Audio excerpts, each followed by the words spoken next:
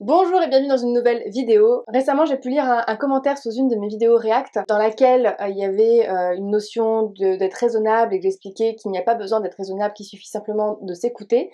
Et la personne m'a dit que s'écouter c'était un synonyme de raisonnable et que je chipotais. Alors c'est vrai que je chipote beaucoup sur les mots et c'est normal parce que selon les mots que l'on emploie, la signification n'est pas réellement la même que ce soit pour le conscient ou l'inconscient.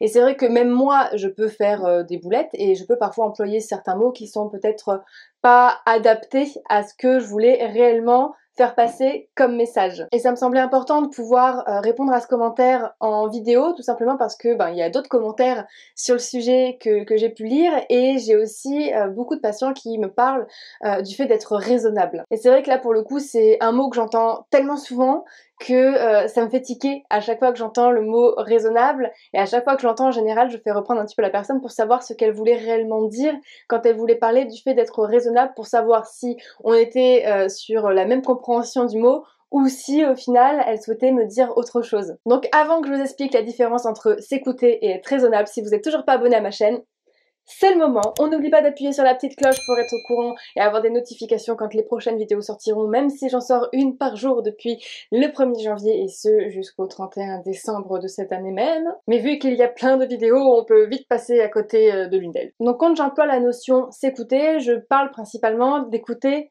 son corps. Écouter son corps, c'est être conscient des signaux et des messages que celui-ci nous envoie pour nous faire comprendre ses besoins. Comme par exemple quand on a envie de faire pipi, c'est notre corps qui nous envoie un signal physique pour nous faire comprendre que là il a besoin de vidanger. Alors je sais que là l'exemple est pas très glamour et que j'aurais peut-être pu en trouver un autre, sauf que là c'est le premier qui m'est venu en tête. Alors que le fait d'être raisonnable, ça signifie qu'on est en capacité de raisonner, donc de réfléchir, et on agit en suivant le droit et l'équité. C'est-à-dire que, admettons que notre corps nous envoie un signal pour nous dire que là c'est le moment éventuellement d'aller faire pipi, là notre raison va prendre le dessus en analysant un petit peu la situation, en se disant ouais sauf que là c'est pas encore l'heure de la pause, t'as encore tel dossier à traiter, donc c'est pas le moment, tu vas patienter au moins jusqu'à la pause. Ça c'est la raison qui a pris le dessus. Sauf qu'on est bien d'accord qu'à un moment donné, à force d'écouter la raison, si on a des dossiers qui vont se rajouter, à un moment donné, le corps lui ne va plus en pouvoir, il va reprendre le contrôle et il y a de fortes chances pour qu'on se fasse pipi dessus. Je vais à présent remettre l'exemple sur de l'alimentaire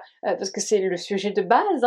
Admettons que le corps ait des difficultés pour réguler une émotion, il va dans ces cas-là nous envoyer une envie de manger. Vu qu'une envie de manger émotionnelle est caractérisée par le fait d'avoir envie d'un aliment calorique, gras et ou sucré qui fait plaisir, là, comme ça, ce qui me vient en tête par rapport à mes envies du moment, on va parler de Kinder Country. D'ailleurs, si vous avez toujours pas vu le test que j'ai fait sur le Kinder Country, c'est le moment. Je crois que c'est une de mes plus belles découvertes grâce à ce défi. Donc notre corps nous envoie une envie de manger émotionnelle de Kinder Country. Écouter son corps, ça signifierait qu'on mangerait de Kinder Country.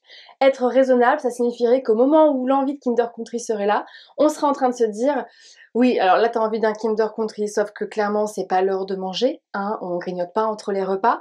Et puis bon, quitte à manger quelque chose, autant manger quelque chose de plus sain qu'un Kinder Country.